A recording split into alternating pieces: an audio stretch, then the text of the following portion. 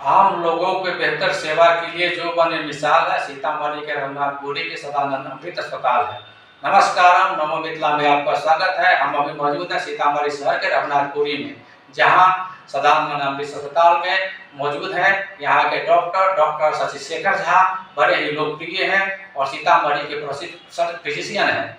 इनका मानव सेवा एक मिसाल है। आइए आपको इस मानवीय महापुरुष से आपको मिलाते हैं, आप भी देखिए और जानिए, इनसे मिलिए।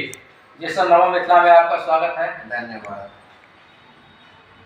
सर, बताइए, अभी मौसम चेंज हुआ, परिवर्तन हुआ है, आम लोगों को, जो गरीब तबका के लोग हैं, तो डॉक्टर के यहाँ जा नहीं सकते, इलाज के लिए बहुत परेशानी होती है, तो ऐसे लोगों को इस समय में क्या करना चाहिए?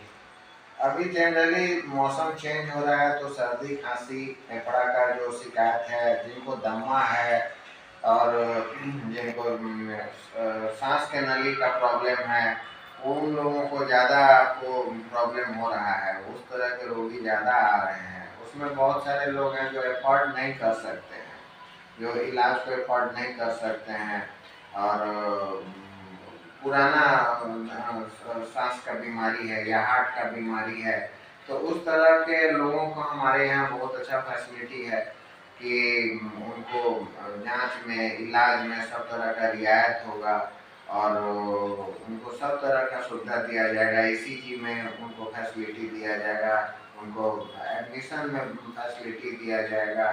तो इस तरह का एफोर्डेबल प्राइस में एफोर्डेबल ट्रीटमेंट के लिए हम लोग बेहतर प्रयास कर रहे हैं यहाँ पे, और उस तरह के रोगी भर्ती भी होते हैं हमारे यहाँ। इससे बचाव का क्या उपाय है? बचाव का उपाय है कि अभी मौसम चेंज हो रहा है, तो इसमें आप ये नहीं समझिए कि ठंडा खत्म हो गया। अभी कुछ दिनों तक स्वेटर पहनने में कोई दिक्कत नहीं है, स्वेटर खोल के मत चलिए, स्वेटर कम से कम पहनिए। धूल गर्दा का अभी सीजन आने वाला है, तो धूल गर्दा से बचाव कीजिए, और ठंडा फ्रिज का पानी अभी से पीना शुरू मत कर दीजिए। अभी लगता है कभी कभी कि गर्मी आ गया है, चाहे गर्मी जैसा अनुभव होता है, या फिर पानी थोड़ा सा गर्म होता है तो लोग फ्रिज में का पानी शुरू कर देते हैं, या फिर आइसक्रीम खाना अभी होटल में या रेस्टोरेंट में आइसक्रीम अवॉइड कीजिए।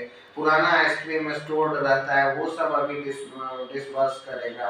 तो उस तरह से ठंडे चीज़ों से, धूल गर्दा से, या फिर मौसम के बदलाव में जो प्रिकॉशंस है वो आप लेते रहिए। तो हो सकता है कि आपको उतना जो आप पुराना दमा का या फिर श्वसन नली का प्रॉब्लम है, तो उतना आपको एग्रीवेटेड सिचुएशन नहीं आएगा। आराम से आप इस बदलते मौसम को काट लीजिएगा। सर, आजकल एक चीज है आम जीवन में, गैस की बहुत बड़ी समस्या लोगों के बीच बनती है। गैस की समस्या, बिल्कुल आपका कहना सही है। गैस का समस्या होता है तो गैस का समस्या बहुत सारे कारण से होता है, उस कारण का निदान जरूरी है। आजकल देखते हैं हर गांव में, हर घर में गैस का गोली लोग खाते रहता है।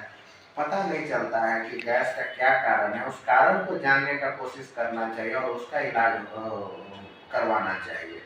लोग गैस का गोली खा लेता है, गैस दिन भर आराम होता है, फिर 2 दिन 3 दिन के बाद कुछ हुआ तो गैस का। आपको मैं बता दूं, गैस एक साधारणतः अनपच के कारण भी हो सकता है, गलत खाना के कारण भी हो सकता है, और बड़ी से बड़ी बीमारी कैंसर के कारण भी हो सकता है।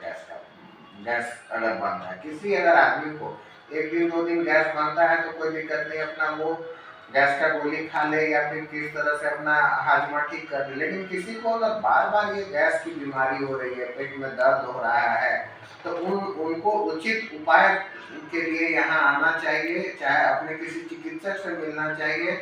अल्ट्रासाउंड करके उसमें गॉल ब्लैडर को देखना चाहिए कि कहीं गॉल ब्लैडर में पथरी तो नहीं है, लीवर फैटी तो नहीं हो गया है, या आंख में कहीं सूजन तो नहीं हो गया है। इस सब तरह के चीज़ों का पता लगाकर और उसका उचित उपाय करना चाहिए, ना कि एक गोटी खा लिए और गैस्ट्रिक हो गया। मैं बहुत सारे लोगों को देखा हूँ जो आते हैं, बोलते हैं कि हमरा कभी भी कोई दिक्कत न रहा, खाली यही तक गैस बने गया। मैं आपको बता दे रहा हूँ कि बहुत सारे लोगों को 7 से 10% लोगों को लीवर में मांस, लीवर में कैंसर, गॉल ब्लैडर में कैंसर, इस तरह की चीज़ों का सामने आता है। फिर उनको पटना या दिल्ली भेजते हैं, और कभी कभी तो अंतिम स्टेज में आते हैं, और कभी कभी साधारण चाहे गैस रहता है तो कोई उस तो इस तरह के। तो कभी भी किसी भी परेशानी को बार बार अगर आ रहा है, गैस आ रहा है, इस तरह तरह से आ रहा है, तो उसको गोटी खा के,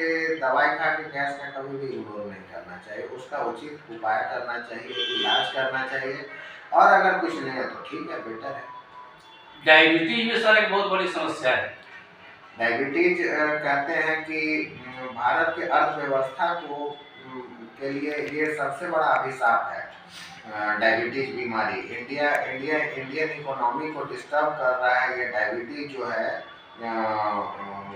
भारत में जो उभरता बीमारी है, ये डायबिटीज हर तीसरे चौथे लोगों को डायबिटीज हो रहा है, हाइपरटेंशन, ब्लड प्रेशर हो रहा है। तो ये एक इकोनॉमिक, भारत सरकार के लिए भी इकोनॉमिक बर्डन है।